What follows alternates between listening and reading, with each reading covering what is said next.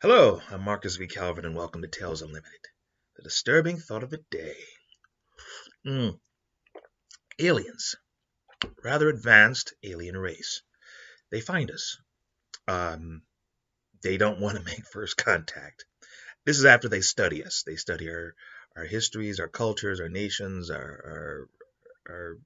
everything about us. They just know everything about us. And they even send people amongst us. They take their sweet time studying us, and they're like, "Oh no, no, no, no, no! They're not ready for us." And it's interesting. They're pop culture, but no, they're not ready for us. Not at all. We want nothing to do with them. As a matter of fact, quarantine this part of space. Advise shipping lanes to avoid this planet. They have enough problems.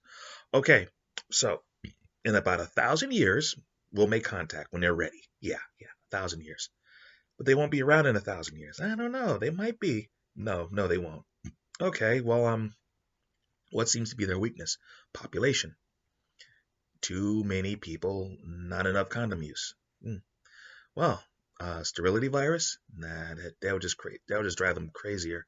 Um, Zombies. They seem to like zombies. No, no, no, no, not zombies. As a matter of fact, I think I see another problem aside from population. What's that? This planet needs more green. It needs more nature. They do not respect their nature. They keep destroying it. Hmm. Hmm. I've got it. What's that? Well, they're destroying their nature, and their nature's slowly destroying them. Let's give nature a hand. Uh, okay, what do you want to do? They whisper, they discuss, they giggle, and they fire hmm, a handful of warheads and leave. And the warheads land in remote parts of the world, mist spreads, gets on the trees, gets on the rocks, gets on the plants, gets in the soil, and it makes the older, like trees, the older bushes, anything that grows that is of a certain age, makes it sentient. And it has one simple objective: kill those who don't respect.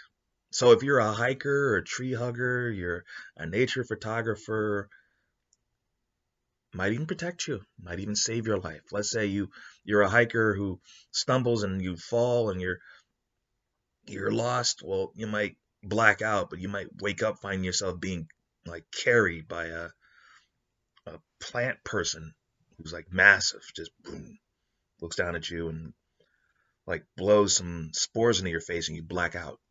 And you wake up near an aid station and they find you and it's like a plant man saved me. Yeah, whatever. Well, then you have like maybe in the Amazon you have a logging company and they're chopping down trees and then at nighttime the trees come along and chop them down, possibly with their own weapons, with their own axes, with their own tools, and then everything they destroyed, they literally just go around just throwing spores around, and the stuff grows within a few days, and it's as if they were never there. And it takes us a while to realize that someone's declared war on us. And fast forward a couple of years, maybe a couple of decades, oh, billions of people are dead. These things kill us and they feed on us. Like, not physically, more like uh, you kill a person, soul's supposed to go up or down, right? No, no, no, no, no. These aliens are so advanced, they kill you, the soul gets split up. Or maybe in some cases, yeah, let's make it biological. Yeah, I don't want to make it like too mystical there. They kill you, they throw you into a pit of bodies, they have to sprinkle some seeds, boom, boom, boom, boom, boom. The whole process of you becoming, ashes to ashes, dust to dust speeds along, and they turn your body into fuel, turn your bodies into fuel. So they're literally going after entire cities, taking on armies. Planes come in to do bombings, they get shot down. Something from the woods literally just it looks like a stick, like maybe like a piece of like wooded shrapnel, but then the shrapnel sprouts wings and homes in like a missile and takes out planes. Folks are like trying to use nukes And sometimes, and at first the nukes happen, they succeed, and then oh, they get back. Those silos get attacked. Those ships get attacked. Anything, you can't tactically nuke everything anyway, but it's like the nukes only seem to piss them off. The radiation, they seem to be immune to it. And they keep coming at us and at us and at us and at us. And the population goes. Then all of a sudden, just as it seems we're on the brink, they stop. And they basically just retreat into their woods, which encroach everything. Like the United States is basically woods, plus or minus a few blast craters. But basically, it's almost as if you roll back the clock in terms of trees growing, even extinct breeds of trees and woods and stuff. And it's almost like we've been driven to our coasts with a couple of cities hither and thither, and they allow a few roads to exist. So like we can get from alpha to beta, but that's it. And technologically, they've obliterated us in terms of our industry and infrastructure. Oh my God, it was bad, very, very bad. And then they stopped, and they actually let us rebuild our civilization a little bit, with a subtle warning that if you step out of line, well, we'll just smash you again and again and again until you get it. You only have one planet. Bit cheesy, but okay. I'm Marcus V. Calvert. This is Tales Unlimited, my disturbing thought of the day. Please check out talesunlimited.net. That's where the podcasts are, 2 of them. They kick off every day. The Battery Daily Prompt and the Disturbing Thought of the Day. Check them out. Also, there are book links, and I've highlighted them, so if you look at the descriptions, you'll see the links at the bottom. They'll lead you straight to Amazon. Books are available in print and ebook. What are they about? Well, there's the Battery series. 200 writing prompts per book, a little wisdom on how to write that first novel per book. It's a system I cooked up after years and years and years and years of trying to write that first novel. Well, this one works. I should know. What you do is you follow it through, and if you do, you will have the chance to start your own business, build your own fan base, sell some books while you're working on your first novel. That's a different system. And there's something there for storytellers of pretty much any stripe. So if you're an evil GM, short story writer, game designer, comic book writer, screenwriter, even a grizzled novelist, Battery's got something for you. Give it a peek. Also, there are short story anthologies in this website. Think New School Twilight Zone, 25 stories to each book in the series. And what are these series about? Well, there is the Unheroic series, which is about unlikely heroes saving the day, like a comic book geek on spring break finds a magic lamp and almost destroys the world, but now has a chance to save it.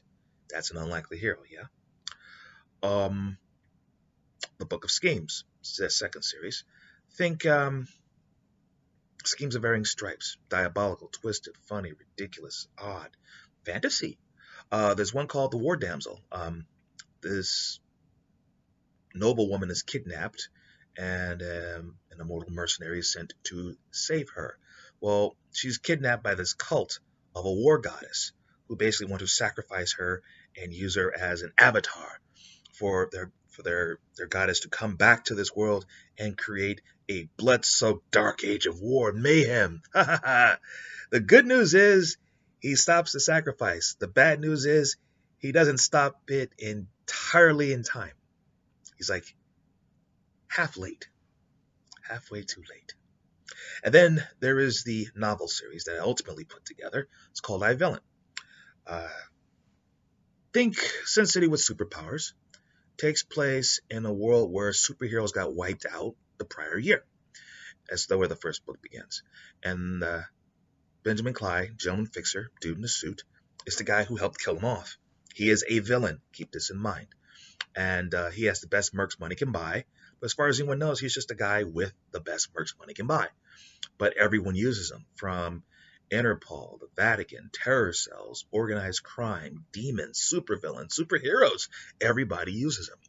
And then one evening, his luck goes south. He's forced to shut down his entire business, give up all of his cash. And as far as everyone knows, he's just a guy who has a phone and no pass, so To add spice to this particular sentence that he's been given, he must also fight crime in a place that's worse than Gotham, arguably the superhuman crime capital of the world. No, screw that. It is the superhuman crime capital of the world. His life expectancy is. Well, guess what? He doesn't just survive. He thrives. He figures it out real quick because the guy has a past. He has powers. He just didn't tell anybody. And so he gets into the world saving business the way a villain would. A superhero would beat up a bad guy, lock him up, leave everything else for the authorities. No, no, no, no. Clyde kills you, takes whatever's not on fire, moves on. And over time, he builds a team to do this, and they're called I-Villain. All right, I'm Marcus V. Calvert. This is Tales Unlimited. Till tomorrow.